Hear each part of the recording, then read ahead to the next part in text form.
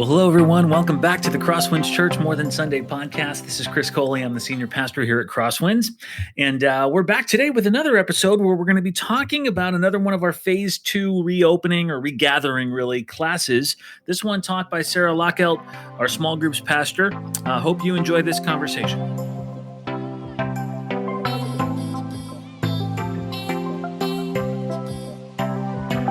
All right, I'm here with Sarah. Sarah, welcome back to the podcast. Thank you. Happy to be here.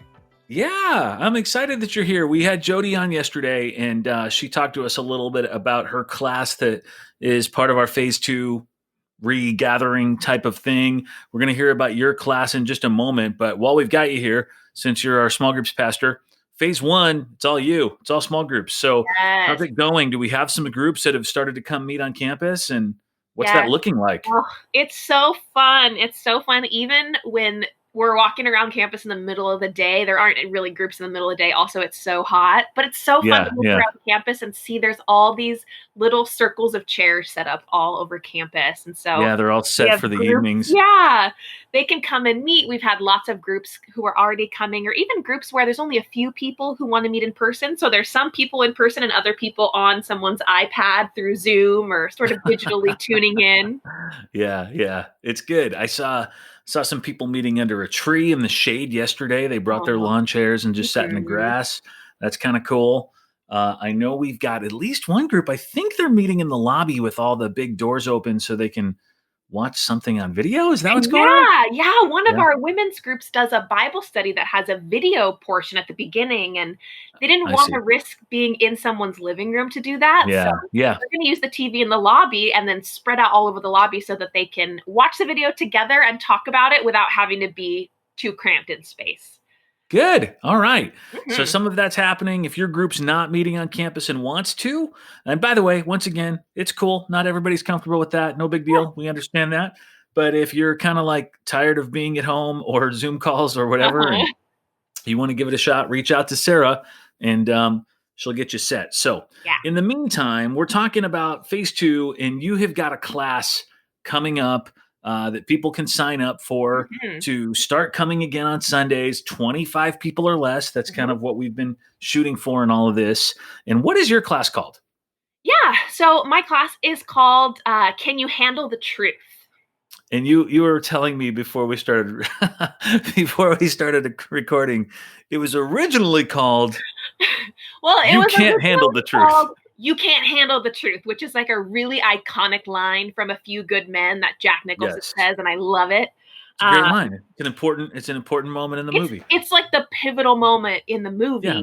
And so that was sort of what I was imagining for titling the class, but somewhere in the midst of communicating that and getting it all typed up, it got switched to Can You Handle the Truth, which is much more invitational and nice and less aggressive, but the question is the line.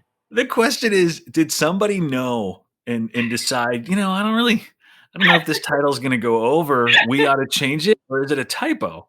I could argue either way. My hunch is this is Derek, because he's really good at wordsmithing things and does a lot of our kind of print pieces or whatever this went out on. Maybe he thought this was a better title. I feel like Derek wouldn't steal my movie thunder like that. Yeah, you're right about that, actually. I agree. Yeah, so in that case, maybe it's a typo. Maybe. All right. Well, now it's called Can You Handle... Okay. Can You Handle the Truth? And tell us what it's about. Sure. Well, we're just going to talk about truth telling, and what I always think of whenever someone brings up the concept of truth telling is that old idiom about a woman is getting dressed for a party or going out with her husband, and she asks her husband, does this dress make me look fat? And that's when people always jump on. So is he supposed to tell the truth? Is that the radical truth telling? Like, we all know there's no good answer to that. Right. You get into white lies. Are there any kind of lies that are allowable? Yes. Right. And that is totally not what I want to talk about. I actually want to talk about the question that the woman asks and the fact that in that story, she's the one who's not telling the truth. because Oh, she's not really asking that question. She's asking, do you think I look pretty in this? And if she really interesting. asked the truthful question, then she's setting up the other person for a truthful answer. And so I want to talk a little bit more about how we a lot of times unintentionally aren't telling the truth, and the frustrations that come from that, the conflict, even in our relationship with God, the obstacles that come up just because we're not fully aware of how important truth telling is. Sarah, this is really thoughtful. I mean, like, it's profound. I've never really thought about Hmm. that question and many of the other questions that we ask or ways we lead into conversations, Mm-hmm. setting up our relationships Mm-hmm. and the ensuing conversation we're about to have to be less than honest. Yeah. Um, do you see this a lot? Do you see this in a bunch of other areas? I mean, talk to us more about that. Yeah. Yeah. And I mean, the most obvious places, even in my own life, I will find myself halfway into a conversation with my fiance, and both of us are so frustrated. And if I pause to think about it, I realize, oh, neither of us is frustrated about the thing we're talking about. We're both frustrated because we have different needs. And not Mm, only are they a little conflicting, but they're not even what we're talking about. And I yeah. feel so refreshed in a conversation when someone can say, "Hey, I really just need some reassurance right now. Mm, Can you be with me in this?" Because then yeah. I feel good because I can perfectly meet that need. But I Yeah. think so often someone once told me that disappointment is an indicator of an unmet expectation. Yeah. And so that's how I started noticing the lack of truth telling in different relationships is where do I feel disappointment, and how if I walk it back in Hmm. that situation or that conversation, was I Yeah. fully honest about what I wanted, what they wanted? And Right. it seems like so many of our miscommunications within small groups, within our staff, they come from us not walking it back and saying, here's the real truth of what happened. Yeah. Yeah. Yeah. It seems like there is a degree of us arguing about things that aren't often really the thing that Mhm. is what's going on inside of us. Mhm. And if we had been truthful from the get go, we might realize that there's something much more significant that we'd like to be Mhm. talking about with someone, Yeah. and it might change the entire tone of the conversation. Yeah. That's really good, Sarah. That's great. Knowing that this class is probably based in just more than your observation on truth telling and these Mhm. kind of conversations, what are the kind of things you're going to be walking through with all of it? Sure. So we're going to walk through 4 weeks on different places for us to improve our truth telling. So one of Okay. them is going to be in our relationship with God. Mm, mm, That so we'll talk a little bit about prayer. I really love how Jesus specifically got people to tell him the truth by asking really great questions, yeah. really heart piercing questions. And so we're going to talk about our prayer as an answer to the questions that God asks us, Yeah. because that's so much safer for us to enter into with honesty, than some of the conflict and the ways we think about that. It's great. We'll also talk about how aware are we of our own truth, our own intentions, how much are we growing in our emotional maturity and intelligence. There's a really amazing book by Pete Scazzaro about emotionally healthy spirituality, and how he says it's impossible to be emotionally mature and spiritually immature, or vice versa. He said the level of maturity are totally indicative of each other. And so I think self-awareness is Absolutely. a big piece of that, and being able to own our blind spots and our, the things that we just acknowledge that we don't know everything. Yep. So we'll spend 1 week talking about how to tell ourselves the truth, and also how to encourage and affirm ourselves in truth. It's great. We will also spend a week talking about how to be vulnerable and honest and tell the truth in our relationships with those closest to us. Yeah. Something we would all agree we want to do, and and we expect from others and we want to do better. But sometimes we just need some really practical tools in our toolbox to be able to do that. So that's where a little bit more of my psychological bent will come out. We'll talk a little bit about using I statements and listening well, listening actively. And then the last week is actually the one I'm most excited about. I was really challenged a few years ago in a pastoral meeting. A fellow pastor named Jake was talking about how when someone says something offensive to you, it's sort of like they throw that offense onto the ground, and then we have a choice whether we pick it up or not. And it was so challenging to me because when I'm offended, I feel like I don't have any choice but to be offended. Yeah. And especially as pastors, he really encouraged us to choose wisely what we take up as an offense.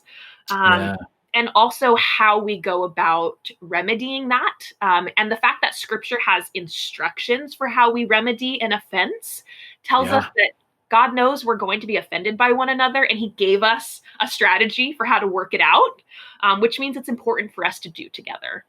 Yeah, that's so good. And I think especially that last week that you're talking, I mean, all of those weeks sound great. That last one, man, there's so little thought about that sometimes, teaching on that. And it's something that I think is so relevant. We seem to be kind of living in a time where we are constantly able to go on to social media, go on Twitter, go on anything. And every day, literally every day, somebody has something that they can point to that somebody said on a news program this morning, or somebody else tweeted that now I'm offended at, or whatever. And we kind of live in a time of outrage. And just to be real quick, that's okay. Like some of that outrage is really, really good. But we live in a time where we're always outraged at everything. And sometimes we can look at some things that are just stupid and say, it's just stupid, but I'm not really offended. Totally. You know what I find, Sarah? Sometimes I will talk to people who have pointed out things that they think are incredibly offensive. And I'll go, okay, like, were you offended by it? And they'll go, no, I'm not, you can't, I'm not easily offended. But that thing I know is offensive. And I'll go, well, if nobody was offended that we're asking, then why are we still talking about it? If everybody was able to recognize that they didn't have to pick it up, as you put it, then maybe we can move on with life and not live in this. Yeah. And so much of that, like thinking about even what I just look at on social media throughout the day, if I look at something that offends me and I feel outraged about it, there's a lot of things out there that are legitimate things to be outraged about. Sure. But there's certain things that if I'm honest, what I'm outraged about is that if that thing that you believe is true, are you saying I'm wrong? That's what I'm really mad about. I'm really defensive of whether I know as much as I want to. But I'm never going to admit that. I'm just going to be outraged at whatever you're saying that's different. But if I take a second to reflect, it's really like, ooh, I feel a little self-conscious and defensive that maybe I don't know as much about this as I thought I did. And maybe I have room to learn, which is such a more endearing response in conflict, but it's vulnerable to get to that place. Sure. Yeah, absolutely. Yeah, it's a very interesting thought you've made, that often our offense is really defense. And us feeling defensive. Yeah. Good. Well, this sounds like a great class. If you want to sign up for this, Jody told us yesterday that our classes are already like 50% full, and we're like a month away from these things starting. We just announced them on Monday, or Tuesday. So really, we're not too far into this, and they're filling up. But if you'd like to take this one, you can go. How do we sign up? Do you even know? You can click on the link in the email, or you can go to our website to sign up. Go to our website. Even if you get to the sign up and it's full, fill out the information anyway, because if we fill up all of them, maybe we'll do a second time or a second session. Right. Show your interest in the class that you want.